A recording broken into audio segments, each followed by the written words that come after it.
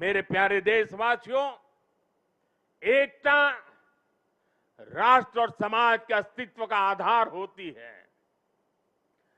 जब तक समाज में एकता है, राष्ट्र की अखंडता सुरक्षित है।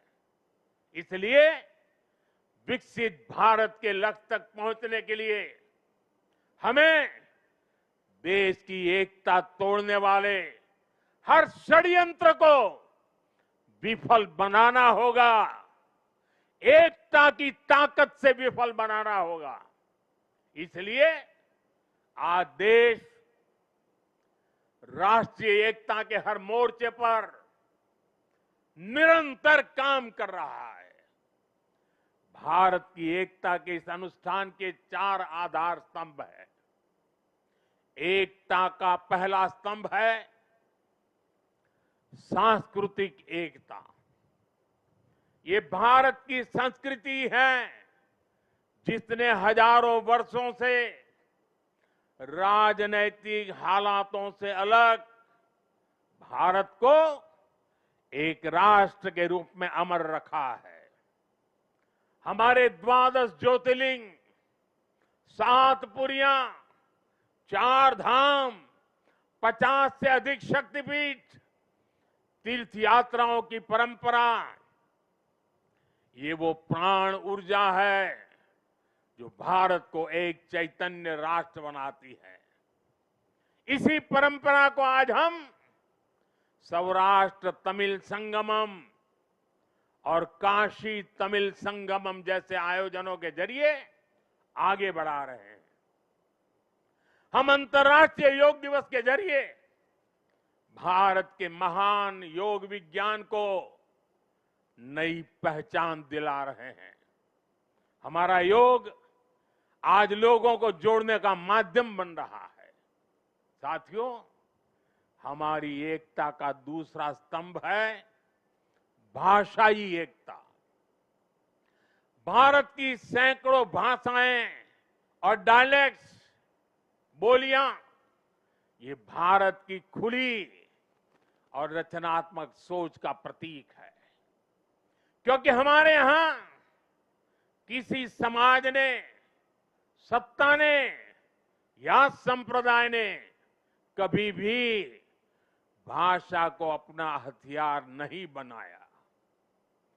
एक भाषा को थोपने का प्रयास नहीं हुआ।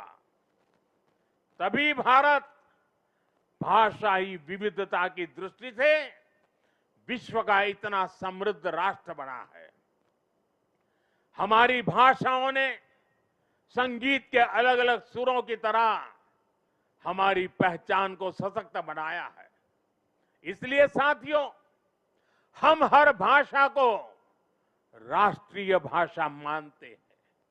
हम गर्व से कहते हैं कि भारत के पास तमिल जैसी दुनिया की सबसे पुरानी भाषा है और हमें इसका गर्व है। हमारे पास संस्कृत जैसी ज्ञान की धरोहर है।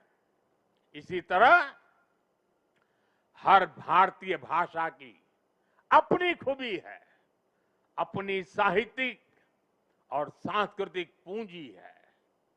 हम हर भारतीय भाषा को प्रमोट कर रहे हैं। हम चाहते हैं कि हिंदुस्तान के बच्चे अपनी मातृभाषा में पढ़ाई करें और आगे बढ़े। भारत के लोग देश की दूसरी भाषाओं को भी जानें, उनसे सीखें। भाषाएं हमारी एकता की सूत्रधार बने। और ये एक दिन का काम नहीं है, ये निरंतर चलने वाला काम है जिसकी जिम्मेदारी हम सबको मिलकर के उठानी है। साथियों, हमारी एकता का तीसरा स्तंभ है भेदभाव मुक्त विकास। क्योंकि गरीबी और भेदभाव ही सामाजिक ताने बाने की सबसे बड़ी कमजोरी होते हैं। देश के दुश्मनों ने हमेशा इन कमजोरियों का इस्तेमाल किया है। इसलिए सरदार साहब गरीबी के खिलाफ देश के लिए दीर्घकालिक योजना पर काम करना चाहते थे।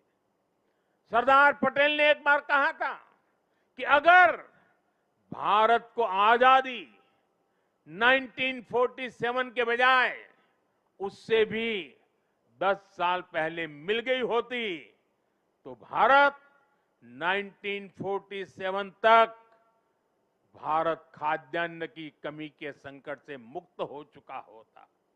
उन्होंने कहा था कि जैसे उन्होंने रियासतों के विलय की चुनौती सुलझाई, वो अन्न की कमी की चुनौती भी सुलझा कर ही रुकते।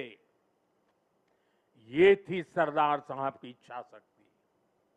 बड़ी से बड़ी चुनौती से निपटने के लिए हमें यही इच्छा शक्ति दिखानी होती है। और मुझे गर्व है कि हमारी सरकार सरदार साहब के इन अधूरे संकल्प को भी पूरा करने में लगी है। बीते एक दशक में हमने 25 करोड़ देशवासियों को गरीबी से बाहर निकाला है।